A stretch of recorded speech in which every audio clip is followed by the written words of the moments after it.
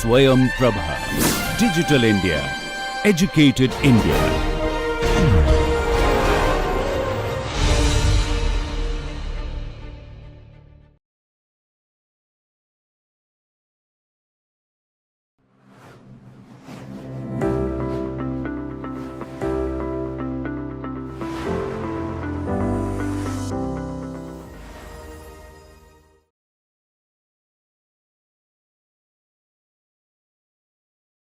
Welcome to another edition of the course Foundations of Accounting and Finance.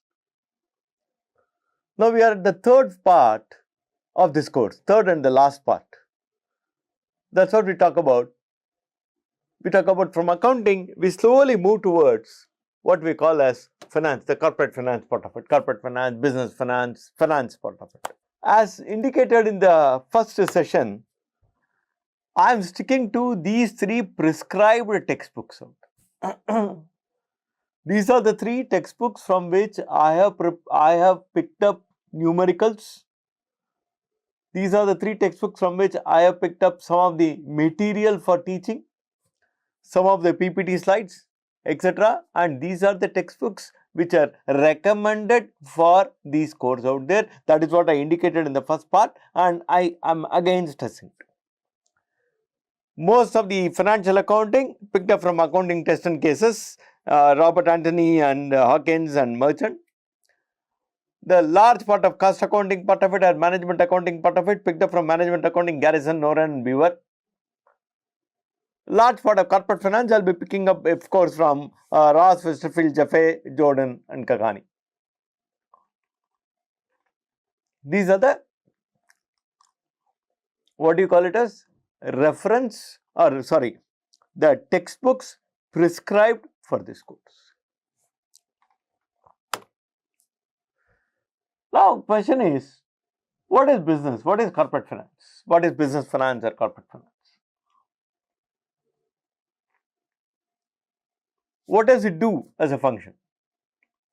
What is the objective? Core aspects as listed on the slide, you can see three things. One, to raise money for any long-term investments of the choice of the firm out there. For example, the firm chooses to put up a manufacturing facility of a particular product, etc., then it is a long-term investment out there. The amount of money that is getting into that basic putting up that entire manufacturing facility, the entire cost related to that is a long term, because you are going to derive benefit from that firm for a very long term out there, and the cost of purchase of the plant, machinery, space, constructing the building, etc., etc. What I am looking at? I am looking at a long term investment. I need to look at source money. And what are those kinds of long term investments that I should choose? Because I can choose an array of investments. I can choose for putting up a manufacturing plant. I need not put up a manufacturing plant. I can put up what is called as I can sort of go back and go out and invest money in another country, in a manufacturing plant, in manufacturing, whatever. So, specifically there is a choice. I can put up a plant out here in Tamil Nadu, I can put up a plant in Karnataka, I can put up a plant in northeastern part where I can get some tax benefits, I can put up a plant in Maldives, I can put up a plant in Mauritius, whatever it is. Now, I have to choose, and what kind of product, etc., all those aspects. How is it related to my company? What the entire thing. So, what long-term investments should the firm choose? That is the core aspect. What is that specific aspect of long-term investment that I have to choose out? Now, how should firm raise this money? That is what I in fact started off with it. To make this investment, I know which project is going to be most feasible for me is what I decide. I have three options. I can invest in a manufacturing plant in Tamil Nadu out here in India. I can say I don't want to invest in a full manufacturing plant, I am going to invest in part manufacturing, the other part I am going to buy it out there. That is the second option I have. Third option, I can put up the same manufacturing plant with some benefits out there in some other state, some other state.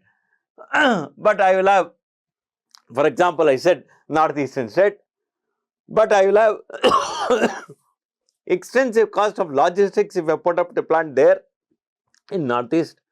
So now what happens? There are 3-4 choices you have. Now, which is the best possible option for you? That is what you will decide. Which is the best possible option for you? Given the kind of returns and everything out there, that is what you will choose. That you will choose depending on, so among these choice, which is the best possible long-term investments for you or firm, you will choose. That depends on a lot of other factors. We will come to that. People will say time value of money, yes. Returns, yes. We will look at all those aspects.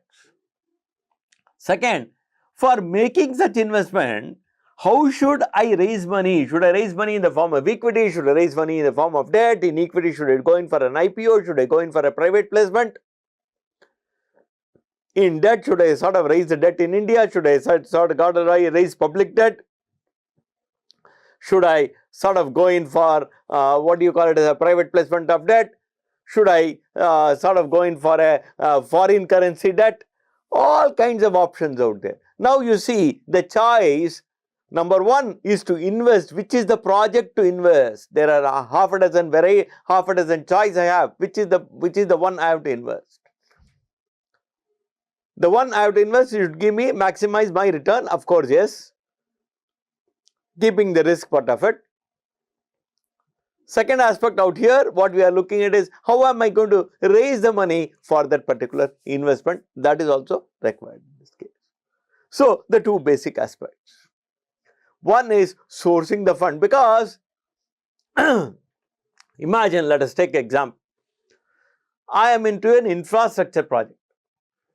I am looking at a 30-year road project out there. I'm basically, you would have traveled all the toll roads out there, the concession agreements typically. The road project, what happens? The investment, I make a road, PPP, public-private partnership. Let's keep all that aside. Let's not get into the complicated at the basic first class. Imagine I take up a project to build a road for about, say, 50 kilometers. And I spend something like about 30,000 crores on that project. Now, how will I get the money back? That is the choice what I have made to build a particular piece of road, and the cost is 30,000 crores out there. I have basically chosen that project. What is the basis? Let's not worry about the basis. Now that 30,000 crores, I have to make an investment. When will I get the return back? When will I get the 30,000 crores back? The principal and what do you call it, the return on the principal. Spread over a period of 25 to 30 years or 20 to 30 years. Because what happens, the infrastructure projects are such that the time to recover the money and as well as what you call a service that investment as well as recoup the investment, it takes about 20 to 30 years. That's what they call concession agreement. So now, if I know that I am going to invest in a road project 30,000 crores and it's going to take about 25 to 30 years for me to get the money back, I cannot go and raise money by issuing a 5-year debenture. If I issue a 5-year debt instrument and raise money and then invest in this infrastructure project out there, that is the road project, at the end of 5 years, the fellows from whom I have borrowed money will come back and say, give me my money back. Will I have the money? No, because the project in which I have invested, it will take 30 years for me to recover the money. So I have to source money from an avenue which is going to be, who is investing in me for 30 years out there. So what happens? I issue a long-term bond, 10-20 year bond, a 30-year bond. I raise money on that bond. I invest in a road project. So as and when I keep getting money on the road project, I keep servicing the bond out there, and then basically I'm taking care of it. ALM, asset liability management issues. So what happens? Raising money for the kind of investment, that is also very tricky. The kind of investment, the risk involved in the investment. Why? Second thing, here I talked about only the time aspect. There is also a risk aspect. Imagine I want to go around and play in the stock market and I raise money. Somebody who is going to give me money to play in the market is very unsure because it's highly risky. He is very unsure how is he going to get the return. So what is happening? Because of uncertainty, what is he going to do? He is going to say my expected return is going to be X, Y, Z, etc., which is going to be little higher in that case because risk is high. So what happens in this particular case? I have to raise money in such a way that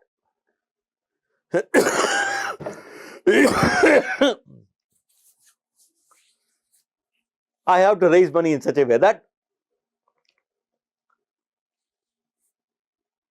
not only the time required for my investment, also what is called as the risk aspect also is sort of taken care of. Given all that, I will have to look at raising money at the lowest possible cost of it. Because as the risk of my investment increases, the cost of my funds increases. So what happens? I will choose a relatively less risky investment so that my cost of funds come down. So is it always the case that I have to choose a project which is always less risky so that my cost of investment, my cost of raising fund is always low? Well, it may not be so. There are certain projects inherently the risk is high. When inherently the risk is high, the cost of funds will also be little high out there in that particular case. So you are looking at among the options choosing the best investment, among the array of options available to raise funds, choosing the best possible way to raise funds and sort of trying to match that out there. And that is what we will learn in corporate finance or business finance. The third aspect in this slide, short-term assets to be managed in finance. Typically, we call this as working capital management. What do you mean by working capital management? Imagine, let's take a very simple example. I sell goods on credit. I sell goods on a 30-day credit. That means I am selling the goods, he is going to pay me after 30 days. Perfectly all right. But I am inefficient in collecting, so my average collection period moves from 30 days to 45 days. Agreed? Now what happens? Based on the idea that I am giving a 30-day credit, I am procuring my raw material, and when I procure my raw material, he is giving me only 10-day credit. He is not giving me more than that. So what happens? I have to pay him in 10 days, but I am going to get the money in 30 days. So I go out and borrow money, come back and pay these guys. So it's happened. But what happens? The 30-day inefficiency, it is increasing to 45 days. It's average. So my requirement for borrowing is consistently going up because I am not able to raise money from the sales to repay these guys. So what happened? Constantly my requirement for money is going up out there. That is one aspect out here. How do I manage? Second aspect,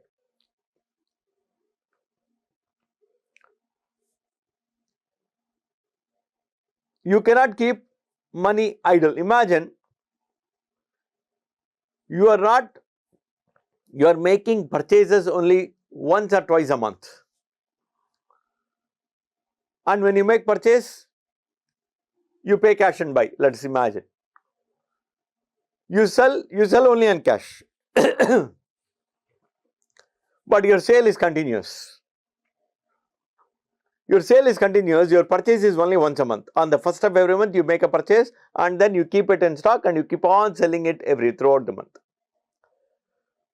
And every day you sell, you are getting money, cash. So what do you do with that cash? Keep the cash locked in a cash box or just deposit money in the bank account and keep it there? Well, no, that is not the choice. Because idle money does not grow. If I am an individual and I am investing in your company and your company is every day there is collecting cash and keeping it idle, then you are not going to give me the kind of return that I am expecting. Instead of you keeping it idle, I myself will sort of keep investing the money. So what you will have to do? You will have to do some kind of a treasury operation out there. What is a treasury operation? As and when I have excess cash, I am finding avenues to invest marketable securities. And I should be able to liquidate those securities as and when I require the money. That is, on the first of next month, I require the money to pay for the purchases. Around that time, I should be able to liquidate it, get the money, pay for the purchase, and as and when I keep getting, I should be able to park the money somewhere which is going to earn some more returns out there. Sir, I invest in the market goes down on the first, so I lose money. Well, that is where treasury function becomes important. Not that you just blindly go and invest everything in the stock market out there. You will have to choose your investment options. There are array of investment options available. You have to choose your investment options, you have to hedge your risk, and then you have to place them, park the money in multiple places so that you are able to raise the money as and when required and then meet your obligations out there. So that is what the third aspect. So in a nutshell, if I have to talk about all these three, first thing in a corporate finance, what is it you have to do, or a business finance? You have to choose the best possible option to invest among the choice that you have, or from the choice that you have. You have to choose the best possible investment options where you have to put the money from among the choice that you have. What do you mean by best? Best in terms of your, depending on your risk appetite, best in terms of your return, best in terms of your what is called as your other long-term costs because of that, and so on and so forth. I said I invest in Northeast. Cost, everything in return is high in general, but my transportation cost, my logistics cost is going to be humongous because it's in Northeast. So what is happening? That is going to eat into my return out there. So various aspects you have to consider. Choose the best possible option to invest from among the choice you have.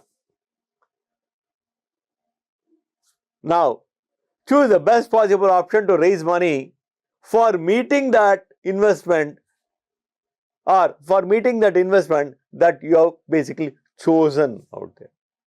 For the investment that you have chosen, choose the best possible source of your funds out there. Of course, that investment would also depend partly on the source itself. Third, look at short-term money management, working capital, day-to-day operations out there. These are the three basic aspects that we cover in corporate finance or business finance. Now we go ahead further. I am going to go a little bit in detail about all this. I want to talk about balance sheet. This is from the textbook out there, Stephen Ross. Exactly. Typically, when we talk about value of the assets, we are talking about current assets, fixed assets, etc. As an investor, what am I worried? I am worried about the total firm value. That is, what is the firm value out there? I have the shareholders' equity out there, minus your debt, minus your liabilities out there. That will give you value of my equity out there. To my investor, I am looking at total value of the firm, or etc. That it basically depends on what you see on the left hand side out there. When we talk about the next decision, capital budgeting decisions. Now, I said fixed assets, tangible, intangible. What long-term investment should a firm choose? That is what we talked about in the first case. That depends on your equity and long-term debt, shareholders' equity and long-term debt, because that is where it is your source of funds out there, as you can see on the next slide. How should the firm raise money on the selected investments? And then basically what happens in this particular case, how do you meet your short-term obligations, your current liabilities and your current assets? That's all. To be going back, How should the firm raise money? I have included the current liabilities part of it also here, but predominantly it is restricted to debt and equity. What is the long-term investment that you choose? Basically the fixed assets part of it. Where is it you have to invest? How are you financing it? Debt and equity, keep the current liabilities away. Working capital, just the relation between the current liabilities and the current assets out there. That's all. Now, usually, if you can actually see this, this is the typical structure of what you call it as the finance department of any large organization. Typical structure. Sir, will the designations be exactly like this? May not be. There could be some changes in designations out there, the way in which each organization calls it. For example, Sahara Group never called CFO, CEO or etc. They always called chief worker. That is what they used to always use the word worker out there. So it all depends on the organization. I'm just taking out of context out there. But this is a normal structure out there. That is, it is always headed by, the finance activity is headed by, they would call it vice president or senior vice president or whatever it is, or a CFO, chief financial officer, etc. He is the person who basically takes care of the finances out there, the entire part of it. He reports to the CEO or the MD or the chairman of the board and so on, if it's a duality and everything, and of course the board of directors. So below him, how does he function out there? There are two basic aspects what he talked about. There is a treasury function, treasurer function, or a controller function, financial controller function. The treasurer part of it looks at the cash management. Cash management means where to invest, short term, how to get money when you want, for example, where to park the money, excess cash, and where to borrow for a short term, what is the best way to borrow, etc. Cash management. Talks about also credit management out there. Because I am giving 30-day credit on my sale, I am getting only 20-day credit. That means my requirement for cash is more. Immediately you will go and say advise. No, basically renegotiate with the purchase so that you extend it to 30 days or renegotiate with the sales so that you bring it down. Somewhere the credit part of it. He also takes care of capex. Capex means additional investments, any capital expenditure that are required and so on and so forth. Capex requirement, capital expenditure, purchase of new machinery and so on and so forth. And of course, your financial planning, overall financial planning for the organization. Then the other part of it, the controller part of it, more typically, if I have to say, it is the what do you call it, the typical accounting managers out there, the typical accounting, the cost accounting who will take care of the product cost, unit cost and etc. The financial accounting part of it will sort of keep account of every transaction that is basically happening out there. An IT person who will integrate all these things. An internal audit who is going to be auditing all these things. That is what we call it. In fact, in this case, he said tax manager. Normally, who will take care of what is called as the compliances in terms of government compliances, everything. There is going to be an internal audit function who is going to be auditing the entire transactions out there. And it will all merge and then move to the CFO and then to CEO and so on out there. This is a typical structure how organizations work out.